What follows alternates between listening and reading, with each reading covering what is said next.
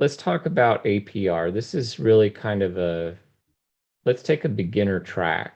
If you're somebody who's not really familiar with financing and debt and interest rates and all that, and that's all a little bit of something that makes your head spin, where do you start? How do you start to understand what this means? So I highly recommend if it's in regards to a house purchase or something sizable like that they talk to an independent mortgage broker and understand that. But you can do a typical Google search, and just go through your due diligence to understand. There's a lot that goes into APRs and yields. So APR obviously is annual percentage rate, and then you have your yield, which is the annual percentage yield. And a lot of times that rate is what people pay attention to, right? And it looks lower than the yield, and it's going to be lower, right? So if you're looking for a loan and you're searching around the internet and then you pull something up, you might be looking for just the lowest rate, but that's not necessarily what you should be looking for, because you want to look at your total yield and see that number should be the lowest, because there's closing costs, fees, taxes, all sorts of things that they roll into that yield. Well, okay, so clarify for us a little bit what goes into the yield calculation So let's versus say what we're, goes into the APR. yeah, so let's say we're talking about closing cost. Well, the annual percentage rate might be, just say, 2.5%. Well, the yield might actually be higher because they're rolling other fees and costs into that. And there's points that the mortgage lenders are charging brokers or whoever have you, the middleman. So so that's how the middleman makes money, right? So that Right. yield, that middleman sells you this loan or does the paperwork for the loan. Let me rephrase that. Processes the loan under and he sends it off to the bank, whoever has it. And the way he makes it is he might get 0.2%. So that 2.5% now becomes 2.7 because his cut gets added onto that. Then the bank, who typically underwrites your loan for a home mortgage, they're going to sell that. And they want to have a little bit of a kicker in there for themselves, because they want to be able to discount that and sell it to another bank, because they're not going to pay full price. So now they're going to add a little bit to that annual percentage yield. That might be another 0.2. So that 2.5% becomes 2.9 annually, which seems insignificant, but on the average home price of $300,000 over a 15 or 30-year mortgage, it adds up. So really the difference between the APR and the APY is that the APR is going to be based on the actual item that you're purchasing, be it a home or a car, whereas the yield is going to include the loan origination fees and all the associated fees that might get rolled into that. So sounds to me like it would be good advice to, if you're saving up for a home, for example, not only to have a certain amount that you can put down, but also factor in that if you can pay those fees up front, then you're not going to have those roll into your loan. And so your APR and your APY are going to be a lot closer together, Yep. which is what you want. So, it really stinks to have to pay somebody to originate your loan and then pay them compound interest over a long period. And that makes me think about another significant issue that a lot of people don't understand or don't think about. And that's the difference between a closed-ended loan and an open-ended loan. So a closed-ended loan, for example, would be a car loan. Let's say that you're buying an automobile and you're financing that with a loan, and the term of your loan is 60 months. So what they do is they fund that loan and then they amortize your payments based on 60 payments over the course of one per month for 5 years. That loan has a termination date. If you make your payments on time every month for 60 months, you pay off the balance completely. An open-ended loan does not work that way. Let's say that we're talking about a credit card, for example, which is where most people are going to encounter an open-ended loan. You're paying interest every month. It's not calculated annually. It's compounded monthly, okay? And it never ends. So there is no termination date that says, oh, well, you put $3,000 on this credit card. If you pay X amount for the next 36 months, you'll pay that down to zero. You can decide how much to pay as long as it's at least the minimum payment.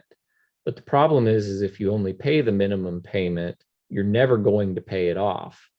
That's not technically true, but it might as well be. I mean, if you pay your minimum credit card payment, you'll probably carry the balance for something like between 15 and 20 years if you do nothing but pay the minimum payment.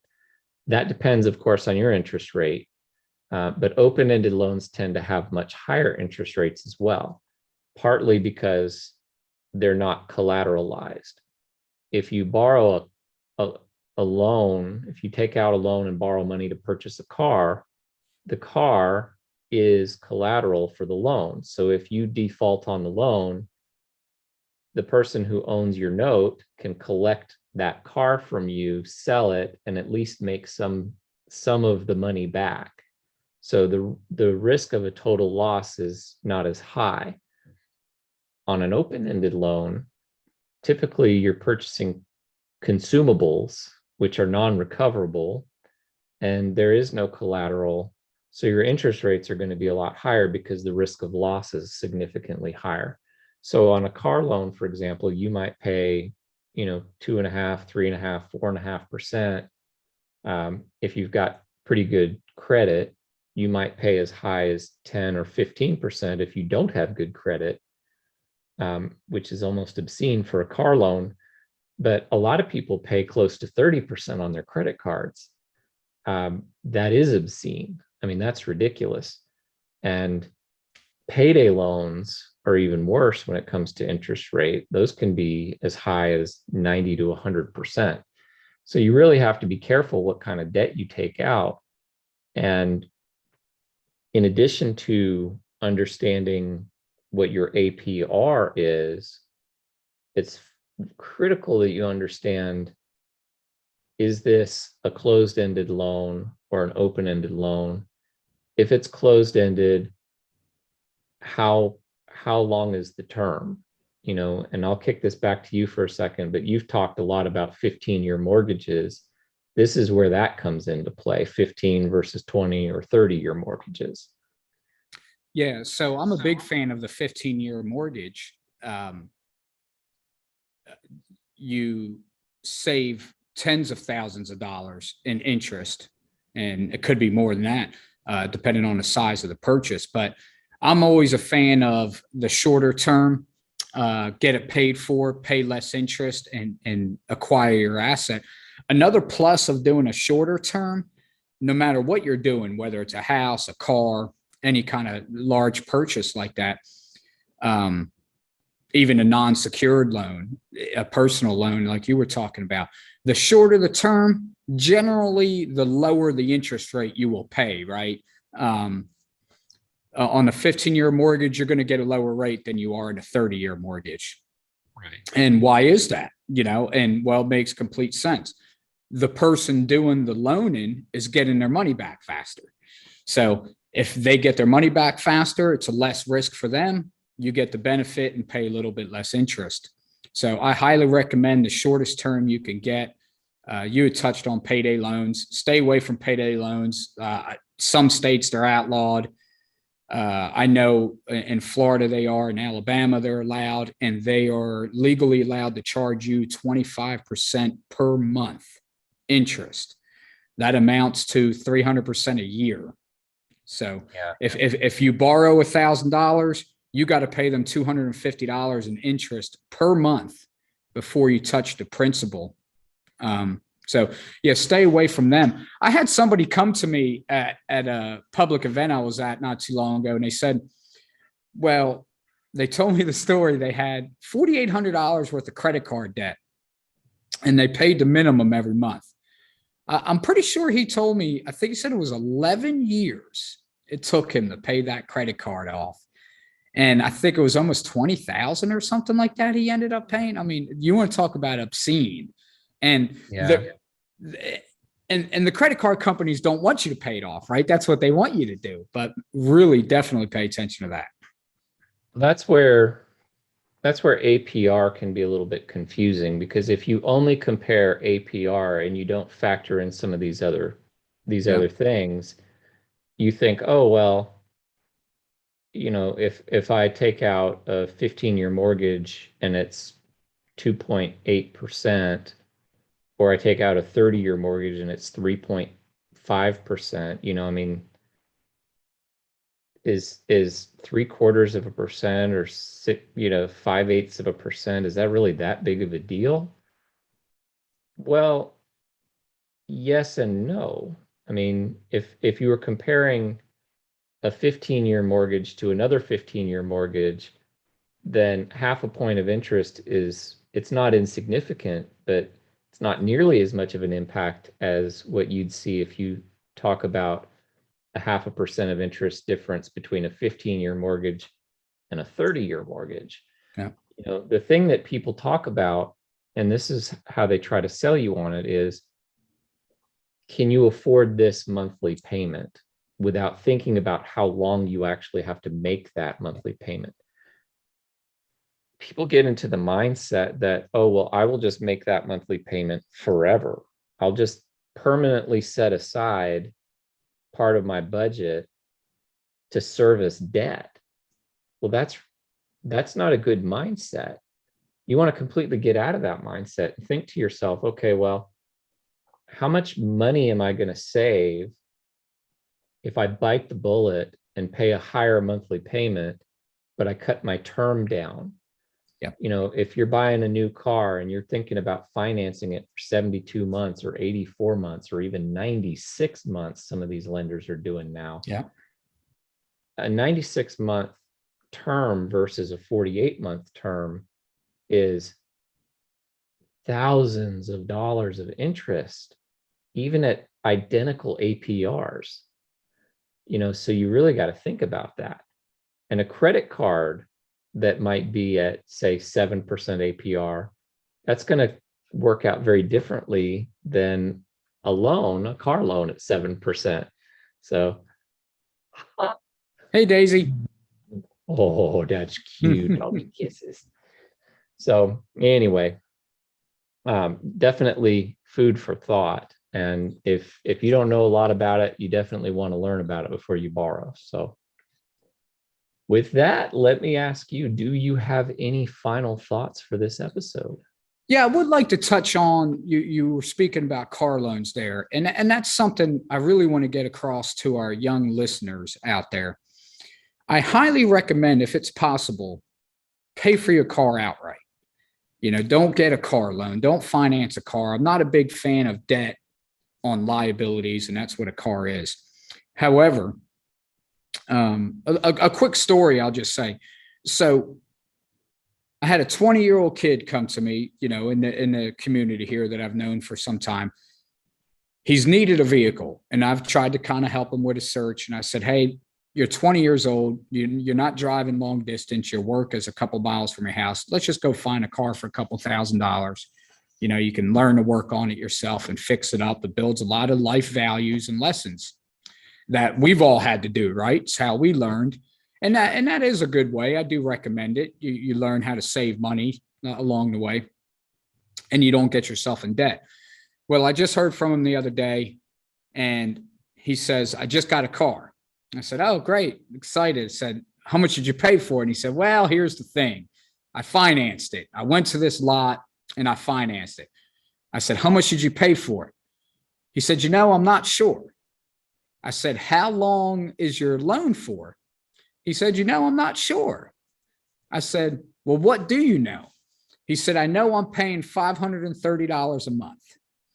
So that I say that story because that kind of proves your point you just made.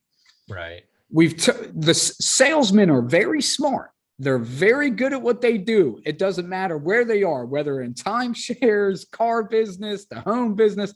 Salespeople are very good, highly trained to make you buy.